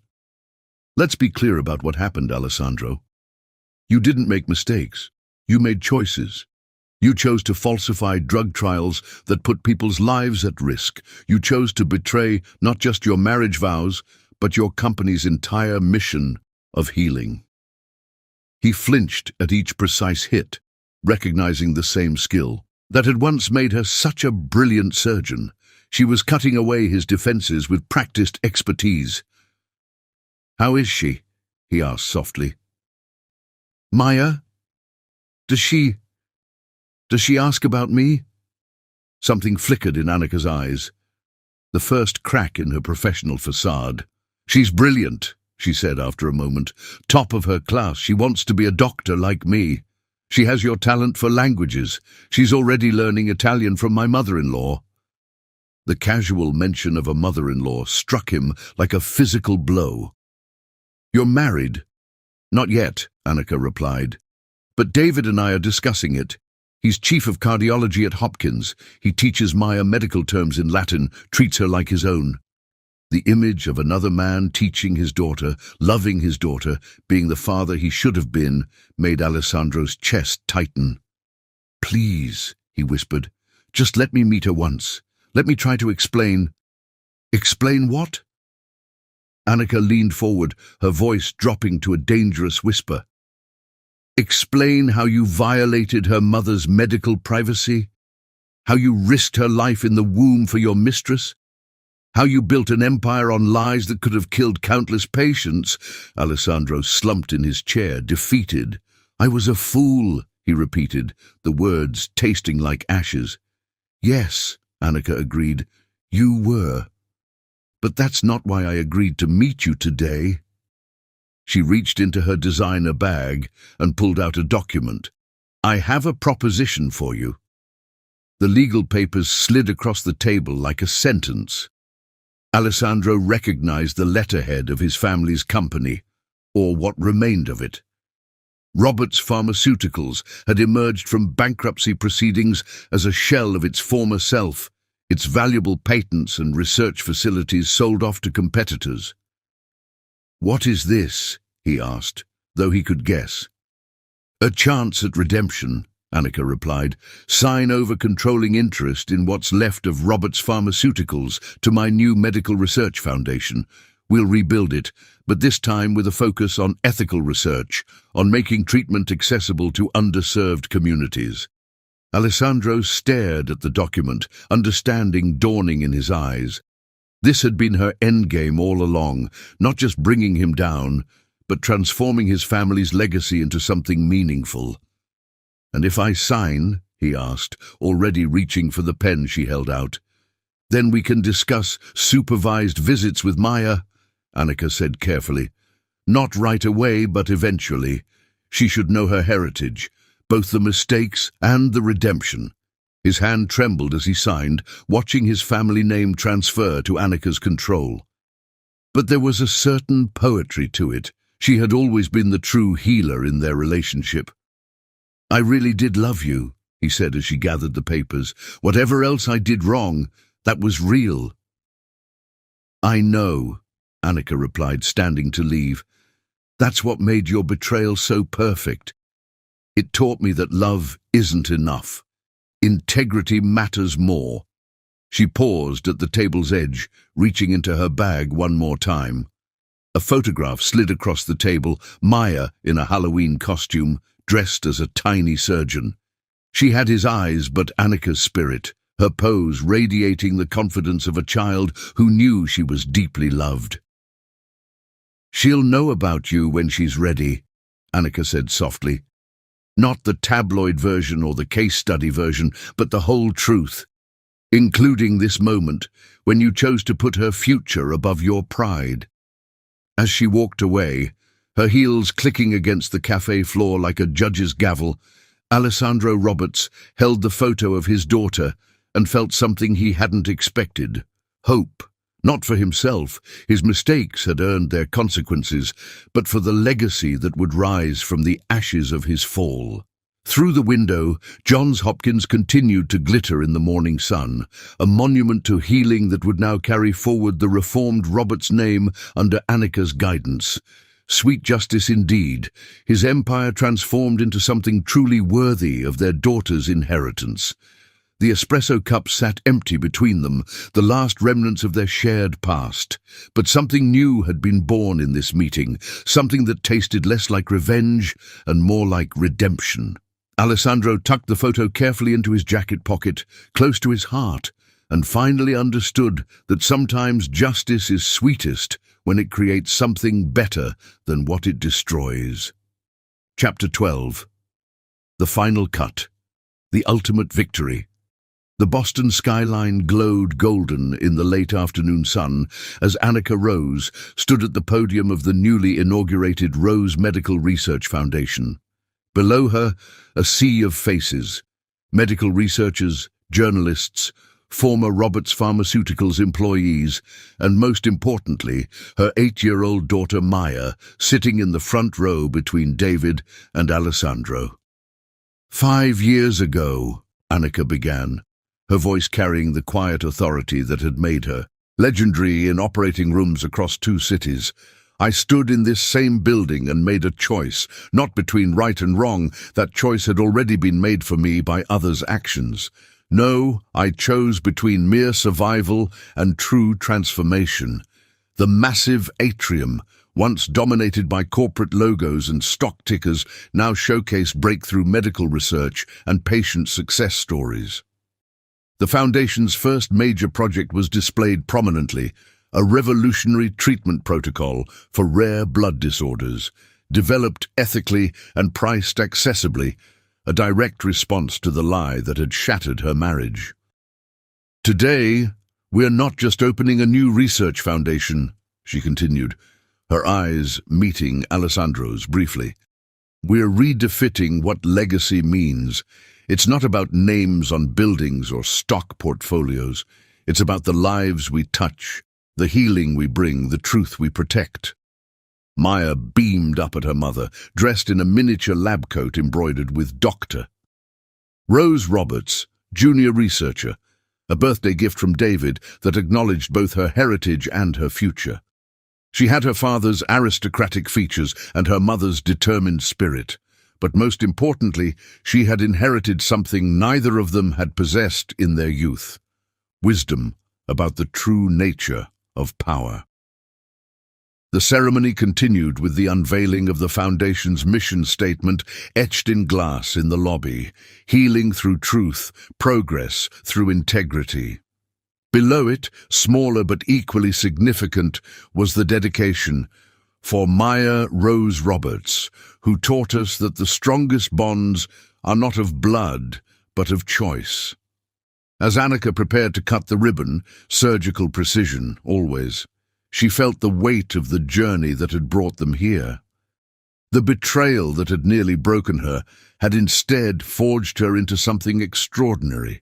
The blood Alessandro had once demanded she give had instead nourished a revolution in medical research. "Before we officially open these doors," Annika said, holding the scissors with the same steadiness that had saved countless lives, "I want to acknowledge everyone who made this possible, including those who thought they were breaking me, but instead gave me the opportunity to rebuild something better."